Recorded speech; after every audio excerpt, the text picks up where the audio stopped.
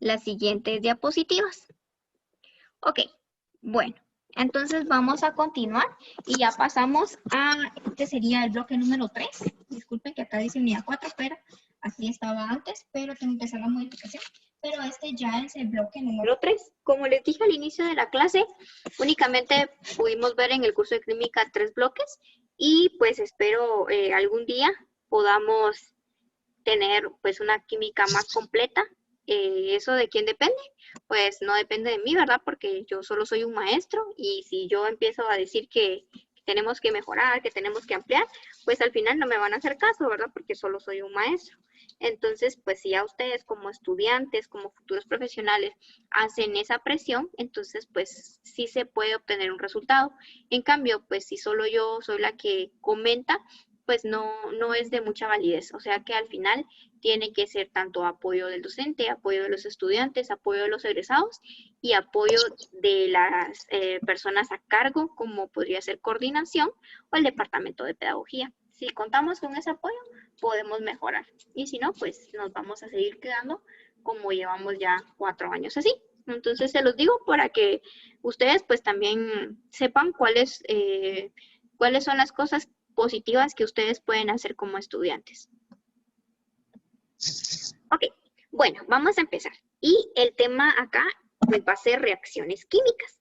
Y pues como ya vimos la tabla periódica, los elementos, los moles, las cantidades, los nombres, pues ahora vamos a ver para qué nos sirven los elementos, para qué nos sirve saber los elementos, para qué nos sirve saber su nombre, para qué nos sirve saber esas cantidades. Y pues básicamente nos son de utilidad para entender las reacciones químicas. Y estas pues son un proceso en el cual una sustancia o varias sustancias van a cambiar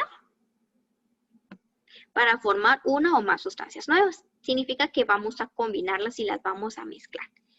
Los especialistas pues han desarrollado una forma estándar para representarlas por medio de ecuaciones químicas. Entonces, cuando nosotros unimos una sustancia con otra sustancia, pues lo que vamos a tener va a ser una sustancia nueva y a eso le vamos a llamar pues una ecuación química. Una ecuación química va a utilizar símbolos químicos para poder mostrar qué sucede durante una reacción química. Entonces, por eso es que nos es de tanta importancia entender y cómo representar cada uno de esos elementos. Entonces, para la escritura de una ecuación química, primero tenemos que entender que cuando el hidrógeno gaseoso se quema en presencia del aire que contiene oxígeno para formar agua, esta reacción se representa mediante la siguiente ecuación química. Entonces tenemos hidrógeno, que sería H2 más O2. Y luego le vamos a colocar una línea y vamos a tener el agua. Ahora bien, el signo más significa reacciona con. Entonces identificamos, acá tenemos el más y nos está diciendo que el hidrógeno gaseoso va a reaccionar con el oxígeno. Y vamos a tener esta flecha que significa que esta suma nos va a producir el agua. Ahora bien, esta flecha puede tener diferentes sentidos. Si yo le pongo la flecha con un único sentido, significa que de la reacción de hidrógeno gaseoso con oxígeno nos va a dar únicamente agua y solo va a tener esta vía. Significa que solo se puede ir hacia el agua. Ahora bien, si nosotros venimos y colocamos una doble flecha, una flecha para acá, una flecha para acá, significa que la reacción es reversible. Significa que se puede formar y después de haberse formado puede regresar hacia sus dos compuestos que lo generaron. Entonces, una doble flecha significa eso. Una flecha para un único sentido significa que solamente se puede formar y ya no se puede, por decirlo así, ya no se puede regresar a lo que era al inicio. La ecuación anterior está incompleta. Entonces, si se dan cuenta, nosotros tenemos que tener presente todas esas cosas que vimos al inicio en el bloque número 1, los primeros días de clases, y una de ellas, pues, es la ley de la conservación de la materia. Esta, pues, indica que, ¿qué decía la ley de la conservación de la materia? A ver, recordémonos un poquito. Que no se crea ni se No destruye. se crea ni se destruye, solo se transforma. Ok, muy bien. Nosotros la materia y la energía no la podemos crear ni la podemos destruir, solo la podemos transformar. ¿Eso qué significa? Que nosotros tenemos que balancear nuestra ecuación química. Entonces, el balance de la ecuación química se hace colocando el coeficiente adecuado antes del H2 y del agua. Entonces, nosotros lo mismo que tenemos de este lado, tenemos que tener de este lado, o sea, las mismas cantidades. Entonces, si se dan cuenta y regresamos a la de acá, vemos que acá tenemos, vamos a hacer una cuenta, un análisis. Acá tenemos, habíamos dicho que este sub 2 nos indica cuántos hay. Entonces acá significa que hay 2 de hidrógeno. Uno lo vamos a unir con otro, ¿sí? Y acá el O2 también nos está diciendo que está un oxígeno unido con este otro. Pero acá tenemos el H sub 2. Entonces acá vemos que tenemos 2 y tenemos 2. ¿Sí? Ahora veamos, acá tenemos 1 y 2, 1 y 2. Y acá vemos 1 y 2. Y acá solo hay 1. Entonces, ¿qué pasó? Pues lo que pasó fue que nosotros tenemos que balancear nuestra ecuación. Tenemos que llegar al punto en el que la misma cantidad que está en estos dos lados quede en el producto final. Porque la ley de la conservación de la materia nos dice que lo mismo que tenemos acá, o sea, la materia, la vamos a transformar y vamos a tener la misma cantidad. Entonces, la materia no vamos a crear ni la vamos a destruir, sino que solo la vamos a transformar o reorganizar. Entonces, ¿qué hacemos para que podamos tener ese equilibrio? Pues nosotros vamos a ingresar coeficientes, vamos a balancear la ecuación. Las ecuaciones químicas las podemos balancear de dos formas. Una de ellas es al tanteo, significa que usamos la lógica y vamos poniendo coeficientes de acuerdo a las cantidades, o lo podemos hacer por un cálculo matemático que pues no lo vamos a ver de lleno, pero tenemos que saber que existe. Entonces podemos hacer un cálculo matemático, así como cuando calculamos los números de oxidación, para identificar cuál es el coeficiente que le corresponde a cada una. Cuando balanceamos al tanteo, pues es más fácil. Tienen que ser ecuaciones más sencillas porque es más fácil controlar, pero luego pues podemos toparnos con ecuaciones mucho más complejas y ahí pues ya no lo vamos a poder hacer al tanteo, sino que lo tenemos que hacer con esas ecuaciones matemáticas.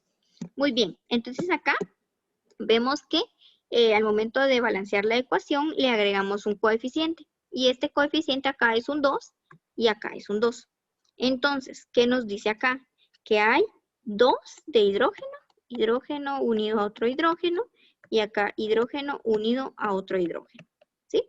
Entonces, esto es igual a H2, es igual a H2. Entonces, tenemos 2 de estos, 1 y 2, y por eso tenemos este 2 de acá.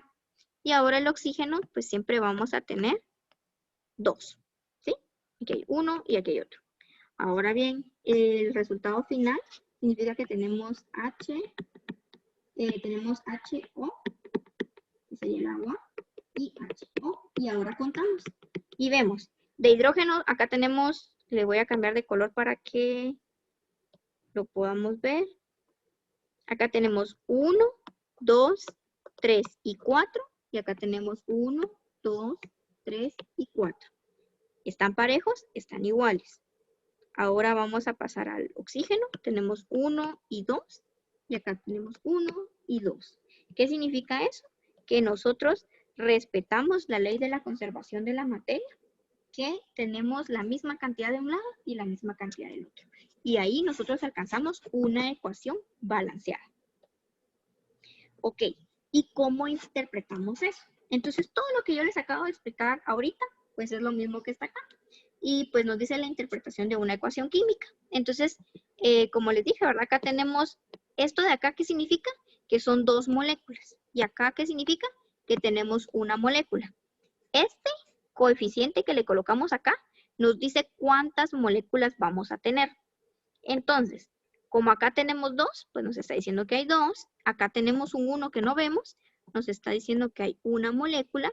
Y el resultado final es, como este coeficiente es 2, tenemos 2 moléculas finales. Entonces, ¿cómo podemos interpretar también esto?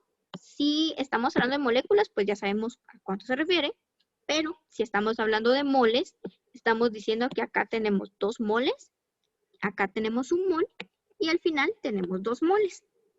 Ahora bien, recuérdense que habíamos dicho cómo calcular los moles. Entonces, 1 mol de H2 es igual a 2.02 gramos. Y como tenemos este coeficiente aquí adelante, pues vamos a multiplicar estos gramos por este 2 y nos va a dar como resultado 4.04 gramos. Entonces, este valor va a corresponder a este de acá. Y ahora el del oxígeno, vamos a tener, el oxígeno habíamos dicho que era 15.999 gramos por mol, pero como tenemos el O2, entonces vamos a multiplicar ese 15.999 por 2 y nos va a dar 32. Acá ya se hizo la aproximación. Entonces acá es este 32. Entonces, si sumamos el 4.04 gramos más 32.00 gramos, nos da un total de 36.04 gramos del reactivo. ¿Se recuerdan? Estos son los reactivos y estos de acá son los productos.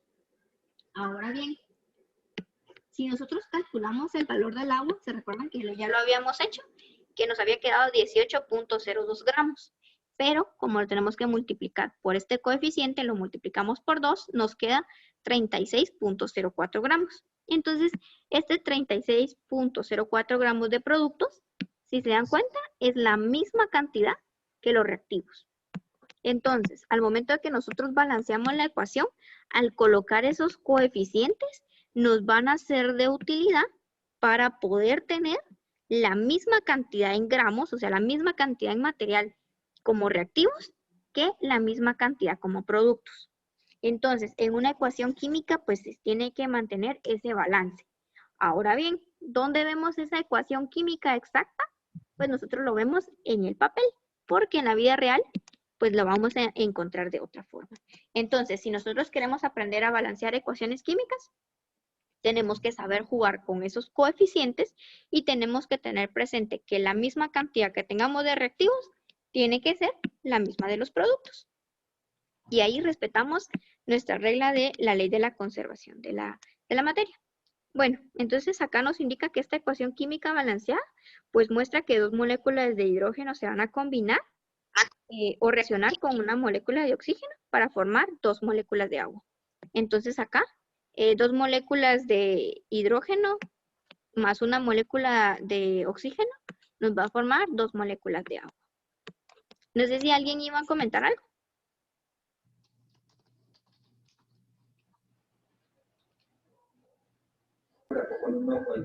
Una pregunta, licenciada. ¿Esa tablita va a ser la así que siempre vamos a trabajar? O sea, ¿ya va a venir con todo lo que está ahí? Esa es mi duda.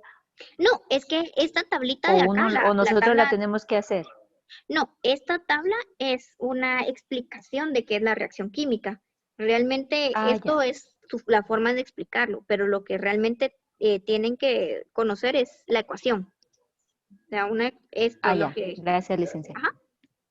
Esto sería lo que ustedes tendrían O sea, ¿qué quiere decir, licenciada, que lo que tenemos que resolver son las flechitas, tanto las flechitas como la respuesta, obviamente, ¿verdad, licenciada? El balanceo. Lograr este equilibrio. Ahí voy, licenciada, no le digo que del todo, pero sí, ahí voy, va a decantar. No tengan pena, realmente yo no los voy a poner a balancear porque sí tenemos que ejercitar bastante este tema para poder balancear.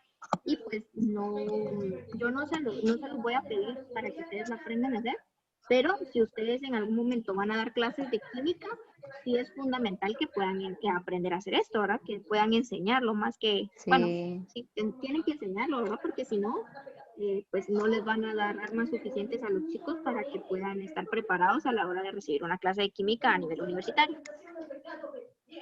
Por eso mi idea es que ustedes, pues cuando ejerzan, traten de tener la mayor cantidad de herramientas para que no les toque investigar mucho a la hora de estar dando clases.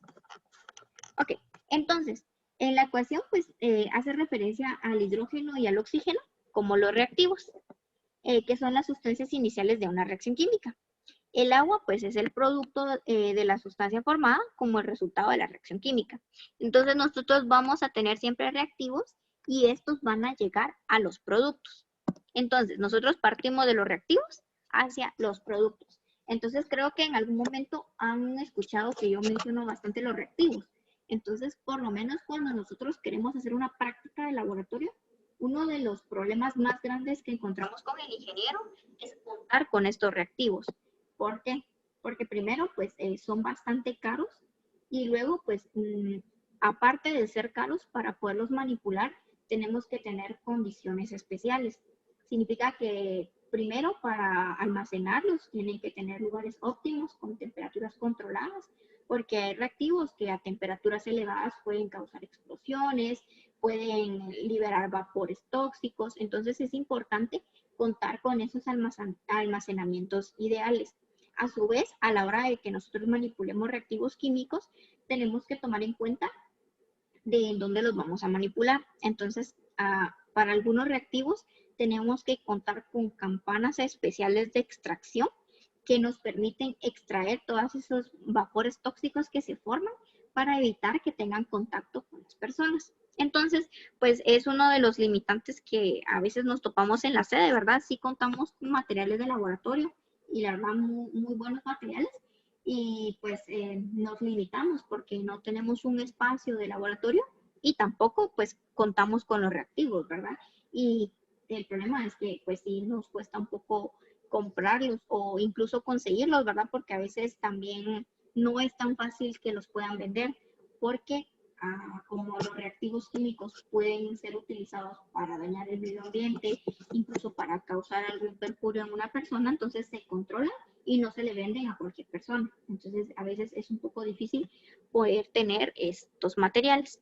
Bueno, se los hago mención porque justo hoy les voy a proyectar un video y pues yo le comentaba al Inge, ¿verdad? Le digo, ala, qué triste, porque esto pues es algo que nosotros nos gustaría poderlo hacer con ustedes, pero pues nos limitamos bastante porque nos cuesta, o puede ser que sí tengamos buenos materiales de laboratorio, pero no tenemos los reactivos, entonces es bastante difícil, pero cuando lo vean se van a dar cuenta y pues es algo muy bonito y al final pues si ustedes trabajan en lugares donde sí tengan todo ese recurso para podérselos proveer, pues sería ideal, ¿verdad? Porque pues nosotros la sede no se darán cuenta, ¿verdad? No somos muy ricos y tenemos muy pocas cosas y la mayoría de materiales que usamos con el INGE pues son los materiales que nosotros traemos de nuestra casa o a veces que ustedes también lo proporcionan. Entonces imagínense que yo les diga, bueno, para el sábado tráiganme un reactivo químico, pues no es tan fácil y tampoco se sentiría justo pedirles a ustedes cosas que sé que son bastante difíciles de conseguir. Bueno, entonces, después de ese paréntesis y de explicarles un poco mi sentir, vamos a seguir con la clase. Y pues tenemos que saber que para proporcionar información adicional con frecuencia, pues los químicos suelen indicar el estado físico de los reactivos y de los productos. Y para eso van a utilizar letras como la G, la L y la S. Para los estados, que el gaseoso lo vamos a interpretar como una G, el líquido lo vamos a poner como una L y el sólido como una S. En mi caso, cuando yo estudiaba química, el azufre pues es una S, entonces yo decía, ay, me voy a perder con las letras, entonces lo que yo hacía era que lo ponía en carta, ponía la G, ponía la L y ponía la S. Entonces, para mí era más fácil evitar confundirme. Yo sé que hay paréntesis, pero a veces uno por las carreras puede ser que los olvide, entonces si estaba en letra carta, pues era el estado, ¿verdad? Entonces igual ustedes lo pueden aplicar de esa forma. Esa fue la forma que a mí me sirvió cuando estudiaba, pero pues ustedes lo van a hacer de la forma que mejor les quede. Entonces, acá nos está diciendo que tenemos 2 moles de CO y está en estado gaseoso. Y luego tenemos 2 moléculas de oxígeno y está en estado gaseoso. Y el final, pues también en estado gaseoso. Ahora bien, tenemos acá el óxido magnésico, no, óxido mercúrico, porque está actuando con número de oxidación 2 y este lo vamos a tener en estado sólido y luego pues vamos a mezclarlo, lo vamos a separar o lo vamos a descomponer y vamos a tener el magnesio en estado líquido y el oxígeno en estado gaseoso. Entonces vemos cómo encontramos todas estas siglas y también es importante saber, ¿verdad? Acá pues ya les daba yo los reactivos y el producto. Pero en esta de acá es como a veces normalmente vamos a interpretar algunas ecuaciones. Acá nos está diciendo que es el cloruro de sodio, que es la sal de mesa que normalmente nosotros conocemos. Y luego nosotros podemos indicar que acá tenemos 2 reactivos y un producto. Acá tenemos este, que sería pues nuestro analito de interés. Y esta que está acá, que es agua, que sería nuestros reactivos. Entonces nosotros tenemos acá nuestro cloruro de sodio en estado sólido y si nosotros le agregamos agua, vamos a tener cloruro de sodio en estado acuoso. Significa que vamos a tener el NaCl combinado con el agua. Entonces así es como lo vamos a ver en la disolución. Entonces, a veces, pues como les dije, ¿verdad? Nunca vamos a poder ver cómo es el sodio porque es demasiado pequeño. Pero bien sabemos que cuando tenemos un vaso con sal, ¿verdad? Un vaso de agua con sal, sabemos que ahí está la sal y que ahí hay cloruro de sodio en solución acuosa. Entonces, básicamente, si se dan cuenta, esta sección de acá es bastante fácil, ¿verdad? Interpretar si está en estado gaseoso, si está en estado líquido, en estado sólido. Si lo encontramos en estado acuoso, le ponemos AC. Y así es como podemos interpretar una ecuación química. Ahora bien, vamos a ver las cantidades de reactivos y productos. Existe una ciencia que se encarga de estudiar las cantidades en química. Y a esta le vamos a llamar la estequiometría. Y esta pues va a ser el estudio cuantitativo de los reactivos y de los productos en una reacción química. Para poder calcular las cantidades de productos formados en una ecuación, nosotros vamos a utilizar los moles. ¿Y se recuerdan? Pues nosotros ya sabemos calcular los moles. Pues este método se denomina el método del mol. Entonces, cuando nosotros utilizamos la estequiometría con base a los moles, vamos a denominarle el método de los moles y lo vamos a hacer de forma cuantitativa. Significa que vamos a ir calculando. ¿Qué significa? Que los coeficientes estequiométricos en una reacción química se pueden interpretar como el número de moles de cada sustancia. ¿Se recuerdan que ya lo habíamos visto? Habíamos dicho que cada uno de estos coeficientes estequiométricos nos decía, pues acá hay 2 moles de CO2, acá hay 1 mol de CO, aquí hay 2 moles de HGO. Entonces, los coeficientes nos van diciendo la cantidad de moles que nosotros pues vamos a encontrar.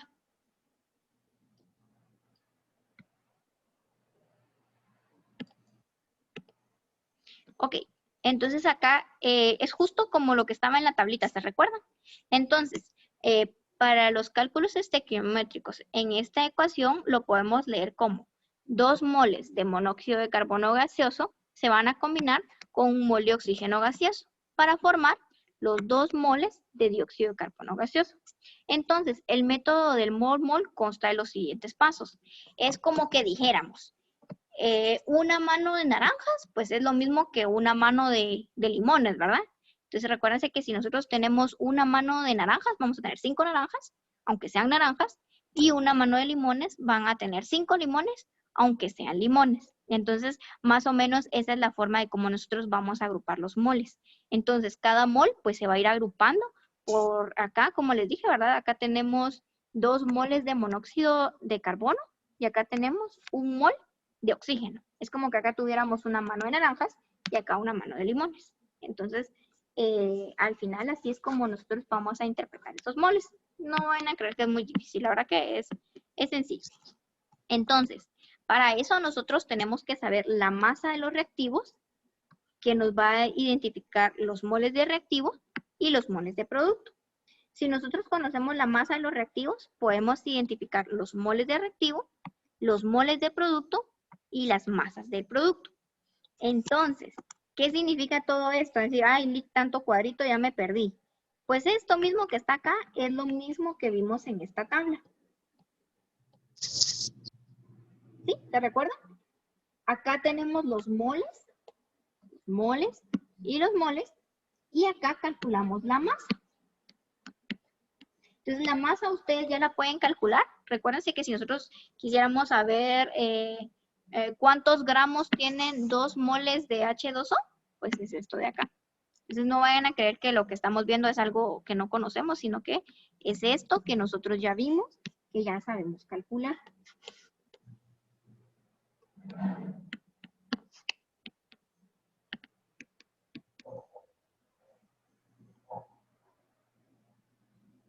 Entonces, básicamente, pues estamos viendo lo que ya habíamos visto. Entonces, significa que nosotros podemos saber que con base a una masa, que sería ya una cantidad pesada, podemos identificar cuántos moles tiene esa masa y cuántos moles de producto podemos tener. Y entonces dirán, pero ¿por qué todo esto, verdad? Y lo que significa es que nosotros tenemos que saber que existe algo que se llama reactivo limitante. ¿Se recuerdan que les dije que esta ecuación de acá, súper balanceada y súper bella, únicamente la encontramos en papel? Porque en la realidad nos vamos a topar con que esto puede ser que haya más, puede ser que haya menos, y al final vamos a tener una cantidad establecida del resultado, y puede ser que acá nos sobre oxígeno, ¿sí? Entonces, ¿cómo vamos a saber qué está pasando eso? Pues eso es lo que pasa en la realidad, es porque vamos a identificar el reactivo limitante. Entonces, cuando un químico va a realizar una reacción química, generalmente los reactivos que se van a utilizar no están presentes en las cantidades estequiométricas exactas. Entonces, las proporciones que indican la ecuación balanceada. Entonces, nosotros vamos a tener nuestras cantidades que nos indica la ecuación balanceada, pero como consecuencia algunos reactivos se consumen mientras que parte de otros se recuperan al final de la reacción. Significa que nosotros vamos a consumirnos ciertos reactivos y puede ser que un reactivo sobre. El reactivo que se consume primero en la reacción va a recibir el nombre de reactivo limitante, ya que la máxima cantidad del producto se va a obtener dependiendo de él. Entonces, me imagino que van a decir, Lick, siento que está hablando en otro idioma, pero vamos a verlo como un ejemplo. Entonces, primero, cuando un reactivo limitante se consume, no se puede formar más producto. Significa que cuando, es como mi salario, ¿verdad? Cuando a mí me pagan, si yo me gasto todo mi dinero, después de que me lo gaste, yo ya no puedo seguir gastando más, ¿verdad? Porque ya no tengo, a menos que preste. Pero en química no hay nadie que me preste. Entonces, en ese caso, nuestro reactivo limitante para poder gastar, para poder comprar más de algo, es el dinero. Entonces, yo puedo existir, yo puedo querer comprar muchas cosas, pero si yo no tengo dinero, entonces yo ya no lo puedo gastar. Entonces, de esa forma podemos interpretar el reactivo limitante. Nosotros, ¿quién va a ser nuestro reactivo limitante en el ejemplo que les di? Pues nuestro dinero.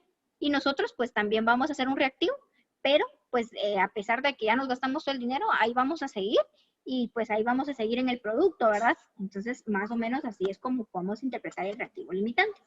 Entonces, los reactivos en exceso son los reactivos que se van a presentar en mayor cantidad de la necesaria para reaccionar en la cantidad de un reactivo limitante. Entonces, acá vemos un ejemplo. Y como les dije, ¿verdad? En química nosotros no podemos partir las cosas. Aquí van a ser exactos. Entonces acá vamos a tener a 2 niños y tenemos un pastel. Nosotros acá no podemos partir el pastel y la mitad para este y la mitad para este, sino que únicamente el pastel le va a quedar a un niño. Entonces acá nuestro reactivo limitante va a ser nuestro pastel, porque nuestra ecuación sería un pastel para un niño y nos da, vamos a un resultado final que va a ser feliz. ¿Sí? Pero acá ya no tenemos pastel, tenemos un niño. Y acá vamos a tener el resultado feliz más un niño, que fue el niño que no tuvo pastel.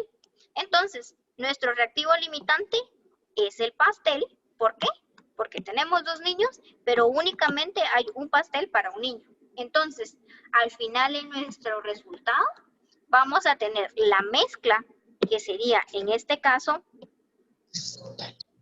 este y este, que el resultado sería feliz, y este reactivo que está de más es este niño que sobra. Entonces, nuestro reactivo limitante va a ser el pastel. Y los reactivos que están en exceso van a ser los niños. Ahora, no sé si les está quedando claro esta parte. Está clarísimo, licenciada. Muy bien. Entonces, ahora bien, acá tenemos, en esta imagen de acá arriba, tenemos una paleta para cada niño. Entonces, acá, ¿quién es el reactivo limitante? La paleta porque se va consumiendo. No, en este caso habíamos dicho que la paleta es una paleta para un niño, una paleta para otro niño y una paleta para otro niño. En este caso no tenemos reactivo en exceso ni tenemos reactivo limitante porque están cabales. Ah, sí, ¿verdad? Y en este de aquí abajo. Ahí tiene varios, licenciada. ¿Y quién es Ahí el tenía en reactivo exceso. limitante? Tiene varios, ¿verdad? ¿Y quién es La nena. Bien, acá el reactivo limitante de la niña porque es una paleta para un niño y luego me sobra esta, me sobra esta, me sobra esta, me sobra esta y me sobra esta. ¿Sí? Entonces, nuestro reactivo limitante acá es la niña y nuestro reactivo en exceso son las paletas.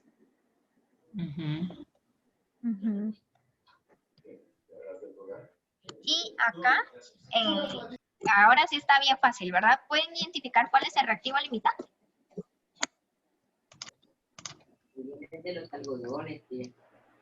¿El rojo o El de cloro. color, dice licenciada?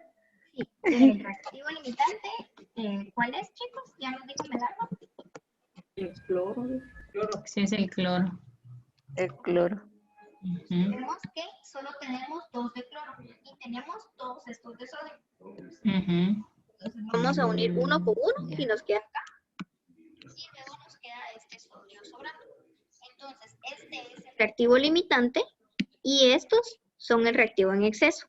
Este es nuestro producto y el reactivo que está en exceso, o sea, lo que sobra, que no se unió, nos va a quedar en nuestra ecuación. ¿Sí? Pero si se dan cuenta en la ecuación balanceada, no decimos eso. ¿Sí? Nuestra ecuación balanceada es como un mundo ideal. Un mundo ideal donde todo es exacto, donde todo queda. Pero en la realidad, pues no vivimos en mundos ideales. Vivimos en un mundo donde existen reactivos limitantes y donde existen reactivos en exceso. Sí, he subido mi internet de física. Ok. Tenemos también, pues, el concepto de rendimiento de una reacción. Y el rendimiento de una reacción, pues, es básicamente todo lo que acabamos de hablar, solo que medido en nivel de porcentaje. Entonces, nos dice que es la cantidad de reactivo limitante presente al inicio de una reacción, pues va a determinar el rendimiento teórico de la reacción. Entonces, acá nosotros vamos a interpretar el rendimiento teórico, pero la cantidad de productos que se obtiene si reacciona todo reactivo. Entonces, si nosotros calculamos la cantidad de producto, que sería esta de acá, en una reacción balanceada, tomando en cuenta el reactivo limitante, vamos a tener una cantidad teórica, ¿sí? Que va a ser mi cantidad teórica. Y luego de eso, el rendimiento teórico va a ser la cantidad máxima que se puede obtener y que se calcula a partir de la ecuación balanceada. Pero, como les dije, ¿verdad? Todo lo que está en papel es exacto. Al momento de que nosotros lo llevemos a la práctica, vamos a identificar el rendimiento real o bien la cantidad de producto que se obtiene en una reacción. Casi siempre es menor al rendimiento teórico. Si me quedara mayor, significa que se me contaminó. Pero en este caso, normalmente siempre nos queda menos. ¿Por qué? Porque en la realidad nos vamos a dar cuenta. Ahora imagínense que estemos usando un beaker y qué tal si cuando vacíe la solución deje un poquito ahí, ya es parte de ese rendimiento real. O sea, siempre voy a perder una pequeña cantidad. Entonces, para obtener el rendimiento porcentual, para determinar la eficiencia de una reacción específica, los químicos van a utilizar el término rendimiento porcentual, que va a describir la proporción del rendimiento real con respecto al rendimiento teórico. Entonces, tenemos el porcentaje de rendimiento va a ser igual al rendimiento real dividido el rendimiento teórico por 100. Y los factores que pueden afectar pueden ser la temperatura y la presión. Entonces significa que si yo estoy en mi laboratorio y llevo a cabo una reacción química y estamos como cuando es Semana Santa, ¿verdad? Que casi nos hablamos del calor. Entonces puede ser que esa temperatura puede variar mi resultado final. Entonces, con base a esta ecuación, ya nos queda un minuto, entonces les voy a dar este espacio. ¿Será que le pueden tomar foto a este porcentaje? A esta fórmula y luego vamos a hacer el cálculo del porcentaje de rendimiento. Entonces ya me voy a desconectar y en cuanto nos desconectemos, ¿será que nos podemos volver a conectar? Porque ya solo nos faltan 10 diapositivas, que espero que no sea más de 10 minutos, entonces